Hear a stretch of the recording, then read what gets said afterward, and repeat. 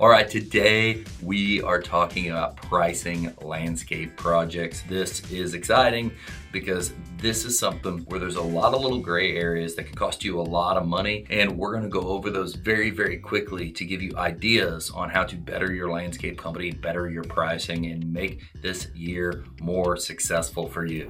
So step number one, this is gonna seem very simplistic, but it's a repetitive action experience and job costing that's going to make this right. So number one, estimate your labor. Now, how do you estimate labor if you've got no experience on doing a job or you're just trying to learn? Use the resources that are out there. Jim Houston has great books on industry standards of all these different metrics: installing a yard of rock, laying square feet of pavers, doing this, doing that, doing the other. All these standards I give out or anyone else gives out are just starting points. Labor is created and changes so much in your company because it is a huge variable, right? One person produces work here at this level and another person produces it here at this level. So that's why a lot of times as an owner, you start the business, you go and estimate based off of the time it took you to do a project, you to mow a lawn, and now you send your staff out there, the people you've hired, and you're like, man, we don't hit the numbers. And that's if you watch the numbers. A side note to all of this is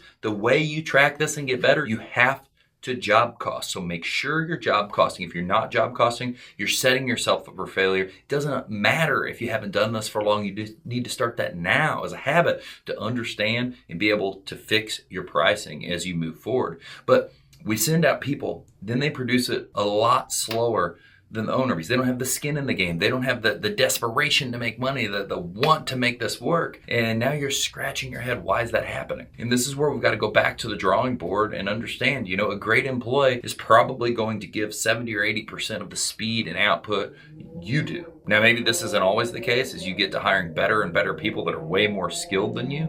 But if you're extremely skilled, and a lot of people who start businesses, especially in a service industry, they're skilled because they were a technician somewhere else. They take their skill and then they want to go start a business because their brain says, if I can do a good job mowing a lawn, cleaning a house, cleaning a window, doing whatever, then I can run a great business. Not realizing that there's a huge difference between doing the thing and running the business. With that attitude, you go in and you're really good because you're already extremely proficient at doing a lot of this anyway. And so it'll take a while to find rock star employees that would operate and be as fast and as efficient as you. And if you're a true expert, that's going to be hard to find because not everyone is going to compete on that same level and not everyone has all the skin in the game. So ultimately, first on a landscape project, we got to quantify how much labor there is. When you're starting out, this can be extremely hard. You can read online, you can look and get other ideas, and you make your best estimate, and then you keep building and you learn off of that with job costing and how to tweak from there. And these metrics you build out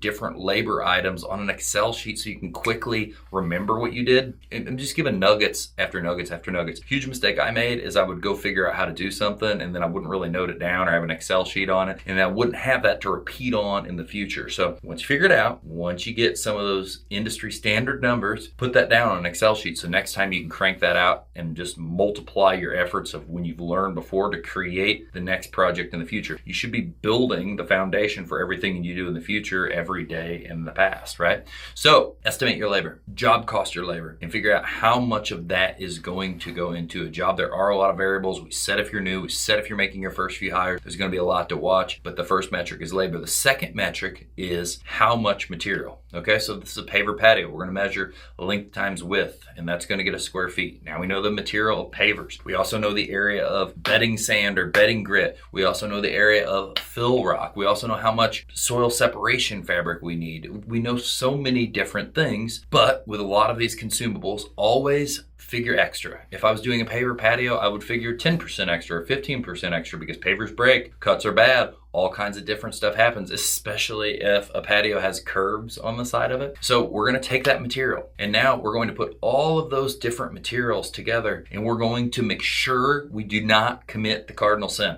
And what is the cardinal sin? Well, there's technically two. First, we don't add tax to those materials because we're going to go out and buy them and we're going to pay tax. A lot of people will estimate. You would be blown away how common of a mistake it is for a contractor to go out and be like, here's all this material. Here's the price. Put on an estimate, get in a hurry. Shit, I paid 10% tax. Shit, I paid 8% tax on all of that. That's the first miss. The second miss, second cardinal sin, was the one that I did that I didn't even think it was bad. Like I used to say, it's like, it's just a pass through, it doesn't matter. Was not charging anything additionally for that material, not marking it up. Every dollar that goes through the business should be a dollar going through the business, creating some kind of profit. So as it floats through the business, we should be actively thinking about how it's adding to the making money. A product going through the business is much more stable and much more reliable than labor. We've already talked about how there's variables in labor and how it can be faster over here and slower over here, but the material, that's easy to get right. If you figure out a little extra, it's easy to not mess up or easy to have left over. So make sure you're making money on every dollar. Sometimes that can offset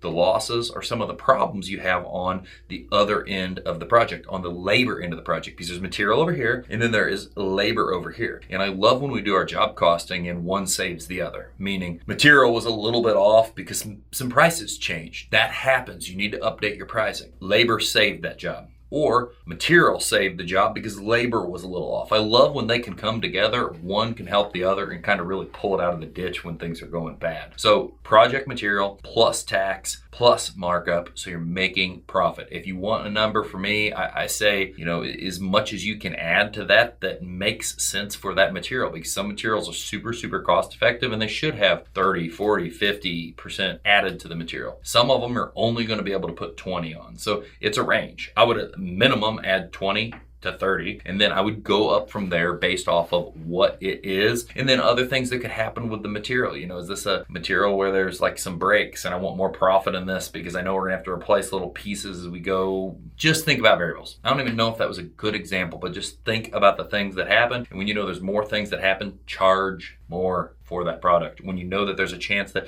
we're doing this big thing where material can slip through the cracks, mark that stuff up more so it can cover some of those cracks. Now, finally, additions. Don't forget all fees. This is where everybody screws up. Don't forget the permits. Don't forget the dump fees and any other random fee you can think of that you will incur on your project. And you might think dump fee, that can't be that expensive. Sometimes it could be thousands of dollars. Sometimes it could be $10,000, depending on how big the project is, could completely sway the project. On the permits, probably not super expensive. It's gonna vary from area to area. I know that a sod permit we can pay $180 for, $150 for, $200 for, depending on what we get done. But other permits could be much more expensive or much more inexpensive. And even more importantly, if you don't factor it in, if you don't think about it and you think you can do it without it, is the chance you get called on it. And now there's a problem that slows the production of your company down even more. So in your landscaping company, first, be thinking about the labor. There's not a magical formula to be able to be perfect at this. You've got to throw mud at the wall. You've got to look at industry standards. You've got to look at what other companies are doing to try to figure out time. And you've got to start taking action and then job costing. Then you're going to add all your material in. Make sure you add additional material. So factor of 10% on a lot of things, 5%,